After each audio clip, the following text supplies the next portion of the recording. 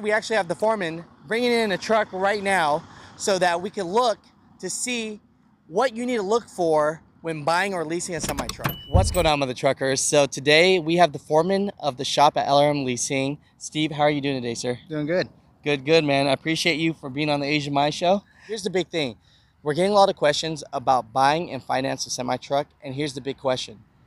How do you know that it's not a lemon? Because you're gonna go out, and a lot of you aren't professional mechanics. So we have Steve here today, and he's gonna let you know basically what to look for that can save you thousands and thousands of dollars. Now, remember, if you're looking for a truck, that means you should at least know the basics, right? Right. And so, you also want to do your homework on what truck you're going to purchase. I see. So let's go into that real quick. If you're buying an older truck, what brands or what motors would you recommend?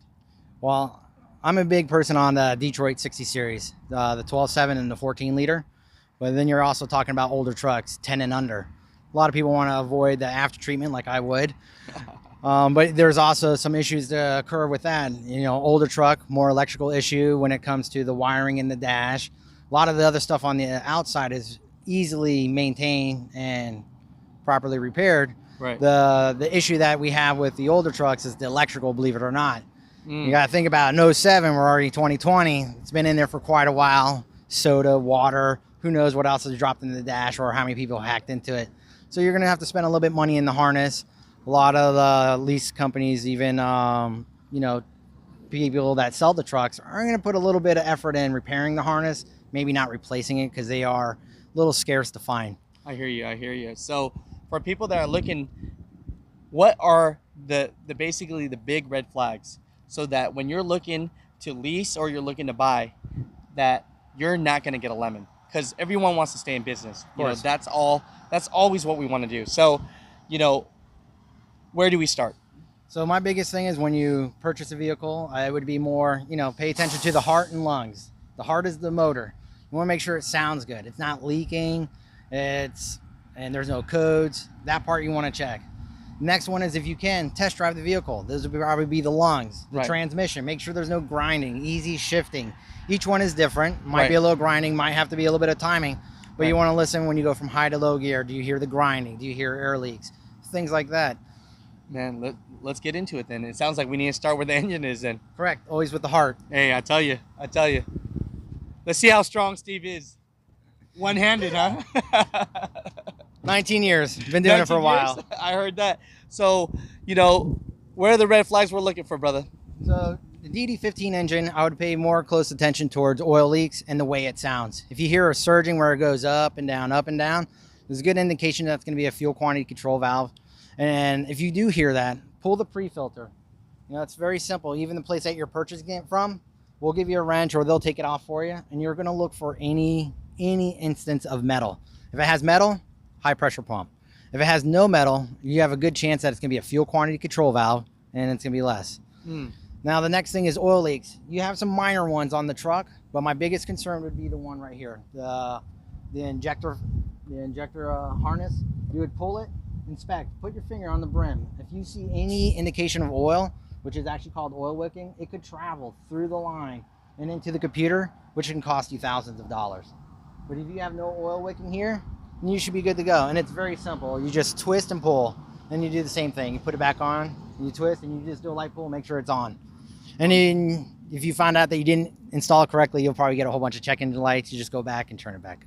And now, when I was looking to buy my first semi-truck, you know, people would say, get an oil sample. Alex, go get an oil sample.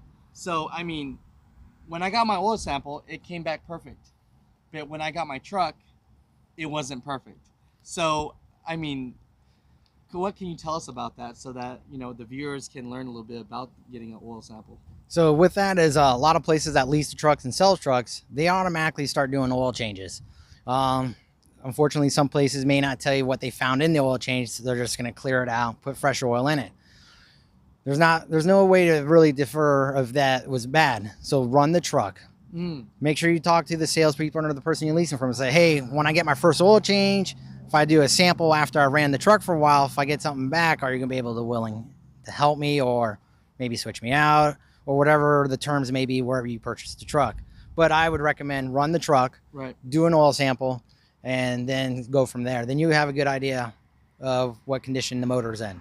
And since you're a foreman here at LRM Leasing, you know, hopefully you don't get in trouble for this one, but if people are running through some problems and they just recently got their truck,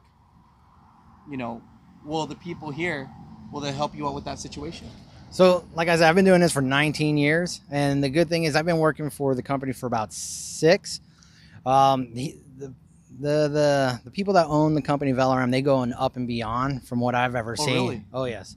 So when you're struggling, especially if you had the truck for a while, and it all depends because there's also some factors that play along. Right. If you're paying on time and something issues come up and you keep us in the loop, I've seen them help. I mean, we've literally had a customer that was with us still with us.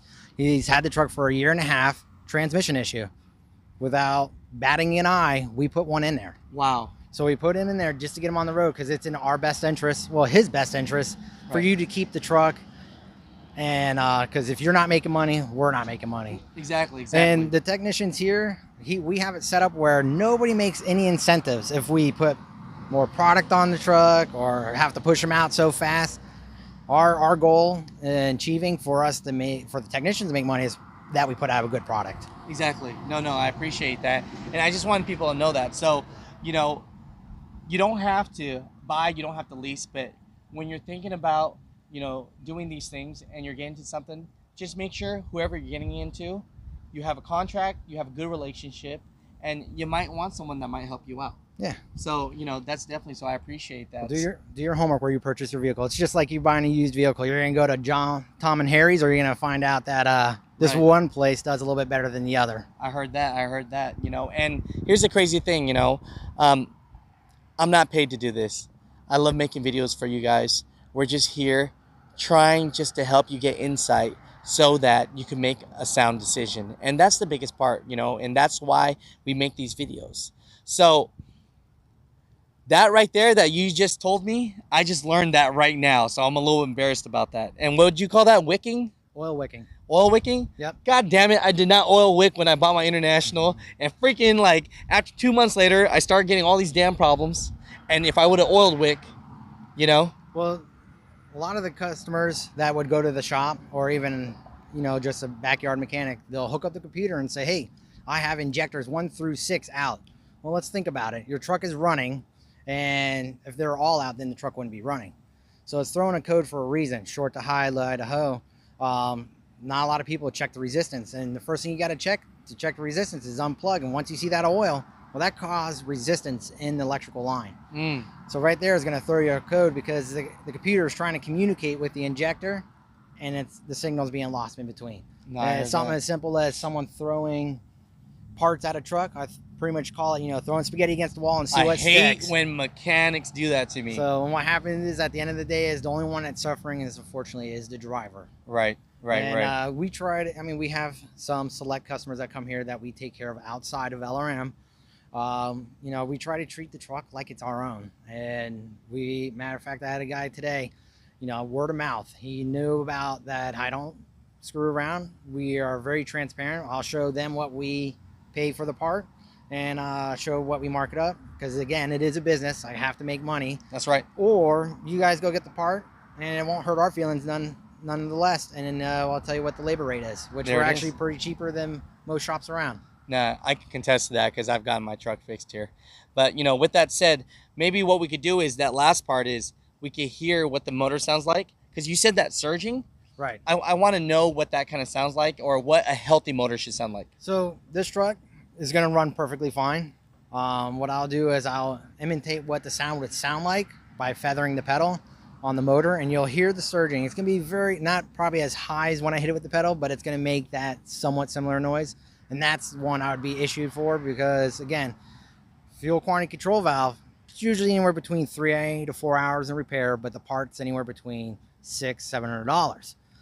Now, if you find metal in the pre-filter, which I told you, this little one here, right? If you see metal in it, now we're talking about the $1,800 for the part, 10 hours of labor. You're getting big money. Now you're making money. Now, if you can catch that at the beginning of the purchase, I'm just saying you could save some money. Or maybe the person would say, hey, I'll take care of it.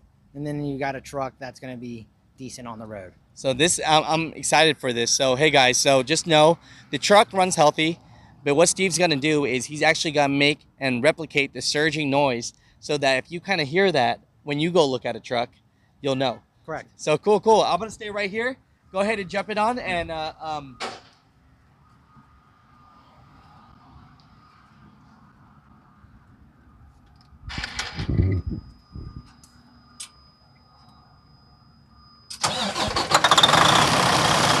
so real quick, Steve. Right now, let people know, is it running surging or is it healthy? It's healthy right now. There is no surging whatsoever going on with this motor. So it's just like purring, right? Correct, it's purring. And then you also notice that the RPM is staying steady. So when it does surge, you will see the gauge jump up just a little, maybe 6, 7, 6, 7, or sometimes it'll drop down 6 and 5. Oh, I see. So Can we replicate that? So what we'll do is,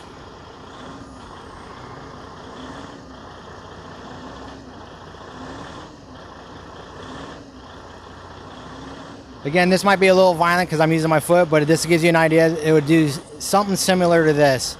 I see. All right, I'm gonna go out the truck so we can kind of hear what that surging would sound like.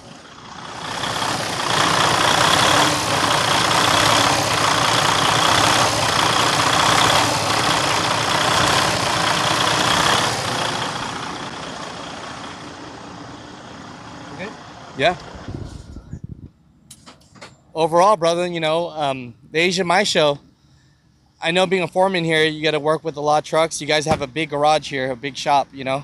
Yeah, 6-bay shop, and plus we can hold another 6 underneath the canopy on the back. So you got a lot to do today, so I don't want to take up too much of your time, but, you know, we really appreciate you for being on the show and showing us. No problem. You know what I mean? Anytime. No, thank you.